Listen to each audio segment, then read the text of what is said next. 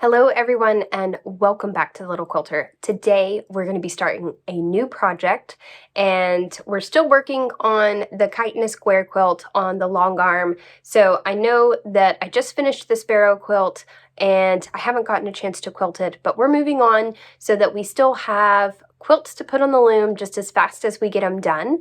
And this new project is going to be the Legendary Quilt by Elizabeth Hartman. Super excited to start this quilt. Actually purchased this quilt kit after we went to Washington State, and we're in Seattle and they had a lot of Sasquatch stuff. And I have a friend whose mom loves Sasquatch, and so I've decided to make this quilt for her to give to her mom, and I thought it would be a pretty fun quilt. Now, the quilt kit that I purchased from the Etsy shop is not exactly like this. So as you can see here, all of the trees are all the same. In this quilt kit, that's not the case. So I've already gone through and ironed all of the fabric and cut into all of the fabric, and I'll show you guys going through that, but it's basically going to be a whole lot of different colors, and it's a lot of different greens. I actually feel very St. Patrick's Day inspired by this, so it seems appropriate timing for that as well, because they're just all of the different greens. It just gives me a St. Patrick's Day vibe. But without further ado, let's go ahead and jump into that. If you're interested in this quilt or a kit, I'll link it down below. I did purchase mine from an Etsy shop, but I'm sure they're available in multiple areas on the internet or potentially at your local quilt shop. So check it out. Also, we're going to be starting this with getting the trees done. I'm going to save the Bigfoot probably for another video. My main goal today is just to try and get some of these trees done. All right, let's jump into this.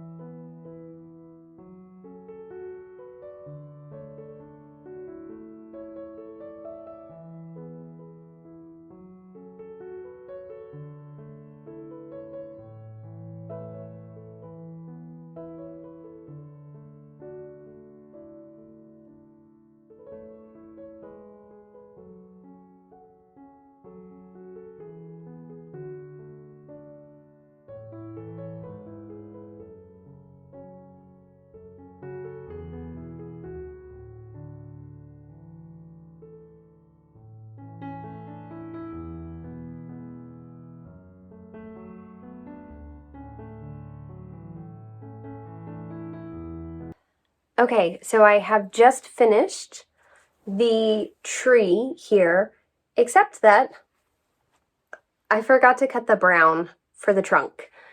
So I had to find the brown, which is this fabric right here. It actually looks like a tree. Isn't that cool? And I just cut a strip off here. There are only 14 trees in this quilt, and the rest of the fabric that was attached to this is going to be used for the Bigfoot. So I cut that off, set that to the side, and now I've got to cut my trees. I did cut the background that's supposed to attach to either side of the trunk. I just kind of forgot this part. So let me go ahead and do that, and then we should be ready to go.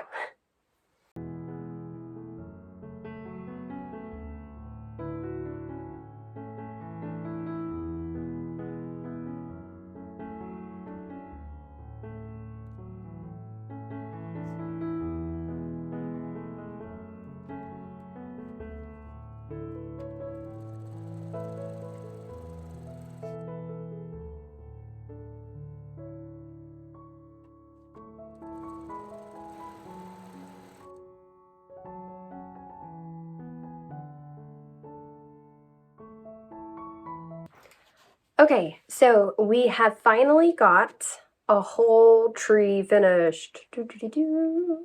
And man, it is a big tree. Look, I have to go all the way this far back for you guys to see it.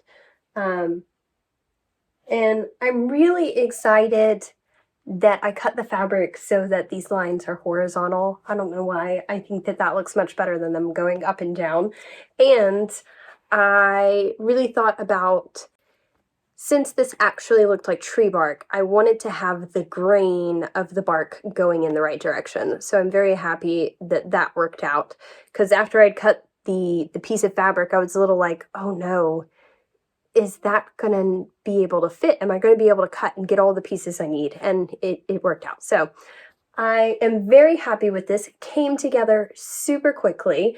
I think I'm going to try and just like line up a whole bunch of them and just basically go through and just sew and then kind of come back and iron rather than doing a single tree at a time. I mean, it worked really well and kept everything in line. So there is that. You know, the Elizabeth Hartman quilts, that's one thing I would say is just keeping all of your fabric pieces together is a bit of a challenge. And that's partly why I usually break up her quilts and do part of them rather than trying to do everything all in one go or cut all of the fabric at once. It just doesn't always work out for me. So this is my first tree block done, and I have got 13 more to go now.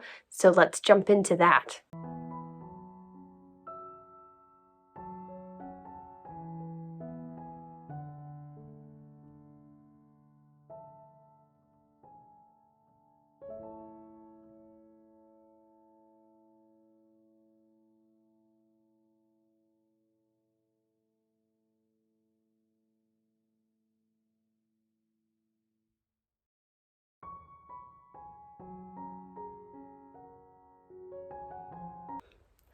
Okay, so I just wanted to show you guys how I'm keeping up with chain sewing all of these blocks, but because they're going in different sizes like trees do, this is what I've done to keep everything just organized. All right, so here are all the pieces that I've sewn. This is my stack of fabric that has at least one piece and needs to have the second piece put on. This is a stack that is completely done. It just needs to be ironed and the extra pieces cut off. And then this is the last, it looks like 3 trees that I have that need to have both pieces sewn on. And they're made in stacks from starting at smallest to largest. And then over here, we have our smallest to largest trees. So this goes on the very top of the tree, and then it subsequently goes down. And so all I've been doing is grabbing a stack of trees that aren't sewn and just going all the way down, taking them off, and then doing the same exact thing. So this is my stack where I've done it, like I said, and that's basically been keeping everything organized. Over here, I have a stack of trees that are ready to be sewn together, and I've got the stack of tree trunks as well. So it's working out pretty well, and then I've got a ton of just triangles that I guess I could sew those together and make something with. But we're going to jump back into this.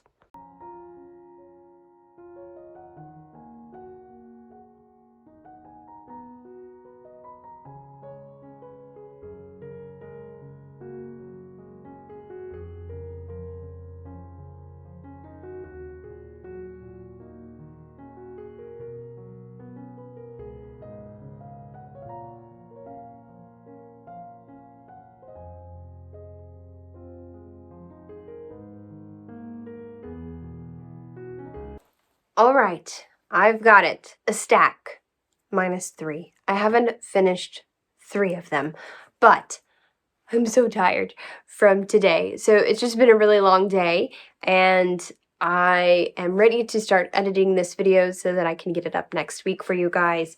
It is almost St. Patrick's Day, that's tomorrow, and I have got a ton of beautiful green trees. I love this so much, and honestly, I was really thinking I think I even told you guys that my plan for this quilt was to do a pantograph, but the more that I see just how big these trees are and this space to do custom quilting in here, it's really calling me. It's just like here, what if you, okay, so for this one, see these little, all these lines. What if you did your quilting like that, right? So if you did that cross hatching, I did that on the Minnie Mouse quilt on that white square, and I just loved the look of that. And so if you did that cross hatching here, it would be so pretty. I don't know, it's really calling me. But of course, I already have the pantograph purchased, and it's a really cute idea as well. It's the little feet. They're technically baby feet for like a baby quilt, but I thought they would look really cute as a, Bigfoot, and a Bigfoot quilt.